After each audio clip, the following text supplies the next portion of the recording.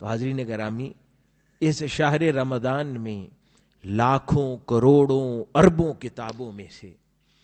پھر 104 صحائف میں سے،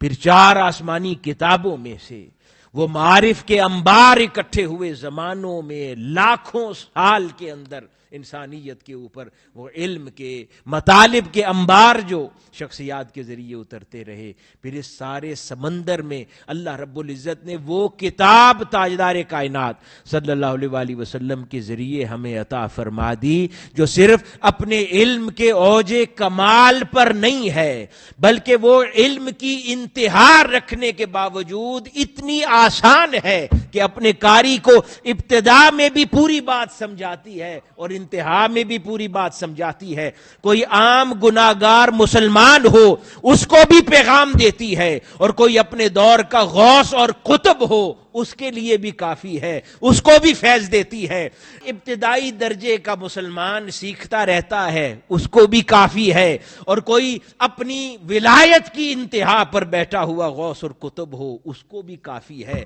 اس کو بھی اپنے معارف کا انبار اور خزانہ لٹاتی چلی جاتی ہے اور کبھی اس کے لیے پوری نہیں ہوتی۔ اور اسی طرح کوئی ابتدائی دور کے اندر مسلمان اس راہ پر چلنے کا ارادہ کرے تو اس کو بھی خیرات بانٹتی چلی جاتی ہے۔ اسی لیے حاضرین گرامی، قرآن مجید کو معجزہ کہا گیا، کیونکہ یہ ہر کتاب میں صلاحیت نہیں ہو سکتی، اسی لیے یہ معجزہ ہے کہ یہ ہر درجے اور ہر سطح پر جو قاری ہوا کرتا ہے اس سے خطاب کرتی ہے۔ اور اس نے قرآن مجید بلند معیارات مقرر کرتا ہے، لیکن پھر صرف معیارات بتا کر چھوڑ نہیں دیتا، پھر بالکل ابتدائی درجوں سے ہر ایک کا ہاتھ پکڑ کے لے لے کر چلتا چلا جاتا ہے اور ان بلند معیارات تک سفر کرواتا ہے۔ ایسے ہی جیسے کہ بلند چوٹیاں کوئی دور سے فقط دکھاتا نہیں ہے، پھر ان پہاڑوں میں ان چوٹیوں تک پہنچنے کے لیے آسان رستے ڈھونڈ ڈھونڈ کر اپنے ساتھ چلنے والوں کو دکھاتا چلا جاتا ہے اور ان بلند چوٹیوں تک لے جاتا ہے۔ حاضرین گرامی، جو انبیاء کرام مختلف ادوار میں تشریف لاتے رہے، اللہ رب العزت نے ان کو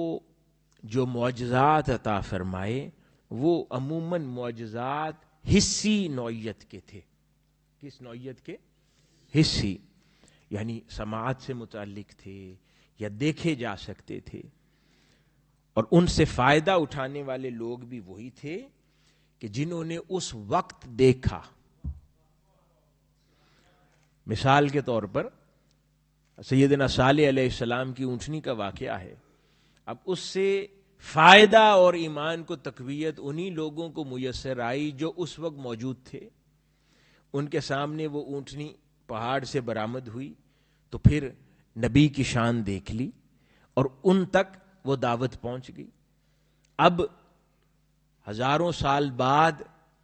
ہم نے وہ منظر دیکھا نہیں، اب ہمارے لیے وہ علم الیقین ہے، کیونکہ اللہ رب العزت نے اپنے کلام پاک میں یہ خبر ہمیں عطا فرمائی ہے تو ہمارا اعتقاد ہے، ہمیں یقین ہے۔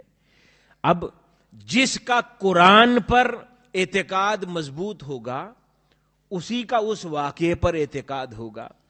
اگر کسی کا قرآن مجید پر ایمان اوپر نیچے ہے تو واقعے کے اوپر بھی اعتقاد و اعتماد ویسا ہی ہوگا۔ لیکن ہاں، جن لوگوں نے آنکھوں سے مشاہدہ کیا ہوگا اس واقعے کا، ان کا علم اور ان کا ایمان یکا یک اپنی انتہا کو پہنچا ہوگا۔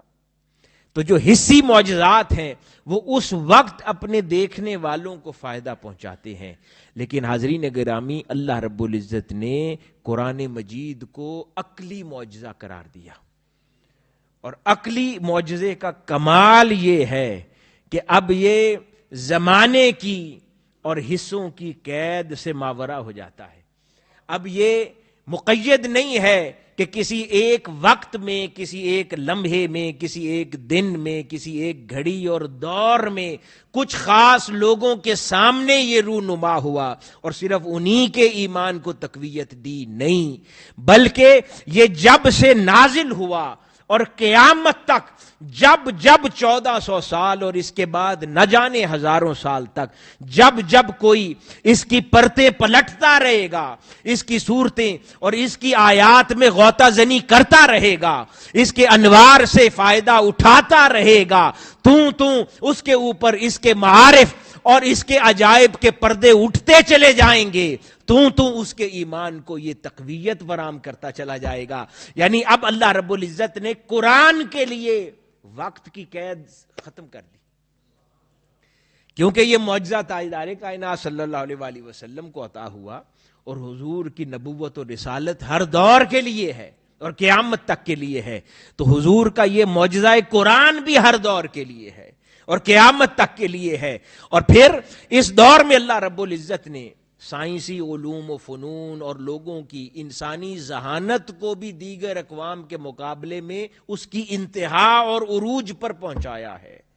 اور اس ذہانت کو حیرت میں ڈالنے والی شے قرآن ہے۔ یعنی تمام زمانوں میں جتنی اقوام گزری، اس دور میں اللہ رب العزت نے ذہانت کو اس کے عروج پر پہنچایا، انسانی شعور اور ذہانت کو اس کا کمال دیا، اور اس کمال کو حیرت میں ڈال دینا، اور اس کمال کو حیرت میں ڈالنے والی شے قرآن ہے کہ اللہ رب العزت نے اس کو حیرت میں ڈالا۔ اور جب قرآن مجید کے موضوعات، قرآن مجید کی آیات، قرآن مجید کی صورتیں، ان میں سے جب قیامت تک کوئی گزرتا رہے گا، تب تک اس کو نئی خبریں میسر آتی رہیں گی اور نئے عجائب سے وہ آشنا ہوتا رہے گا اور وہ حیرت میں مبتلا ہوتا چلا جائے گا۔ حاضرین گرامی، اللہ پاک نے قرآن مجید میں فرما دیا کہ قیامت والے دن کان سے، آنکھ سے اور دل سے، تینوں سے باز پرس ہوگی، یعنی دل جواب دہ ہوگا۔ تو دل کوئی تبھی جواب دہ ہو سکتا ہے نا کہ جب با اختیار ہو۔ تو سائنس آج تک کہتی رہی کہ دل تو ایسا گوشت کا لوتھڑا ہے جو بلڈ پمپ کرتا ہے، اس میں سوچنے کی صلاحیت نہیں، لیکن قرآن نے ہمیں پہلے بتا دیا تھا نہیں، اللہ رب العزت نے اس میں دماغ رکھا ہے، اور اس طرح جیسے عقل سوچنے کی صلاحیت رکھتی ہے، ٹھیک اسی طرح دل بھی سوچنے کی صلاحیت رکھتا ہے، اس کے اوپر ہم نے ذکر کیا پہلے۔ تو اسی طرح نہ جانے سینکڑوں ہزاروں پرتیں، عجائب کے پردے اللہ رب العزت ہر نئے دور میں جب سائنس اور آگے بڑھتی چلی جائے گی، کچھ نیا انوینٹ کرے گی، کچھ نیا ڈسکور کرے گی، کوئی نئی خبر ڈھونڈ کے لائے گی، وہ واپس لوٹے گی، وہ خبر قرآن میں پائے گی۔ تو پھر سے انسان کا شعور اور اس کی عقل اپنی انتہا پر بیٹھے ہوئے بھی ورطائے حیرت میں مبتلا ہو جائے گا۔ اس لیے قرآن مجید ایسا معجزہ ہے کہ جو قیامت تک حدود و قیود اور زمانے کی قید سے بالا تر ہو کر اپنے پڑھنے والے قاری کو ہمیشہ ایمان کی تقویت مہیا کرتا رہے گا۔ اس لیے قرآن کو معجزہ کا یہ کام کوئی اور کتاب نہیں کر سکتی۔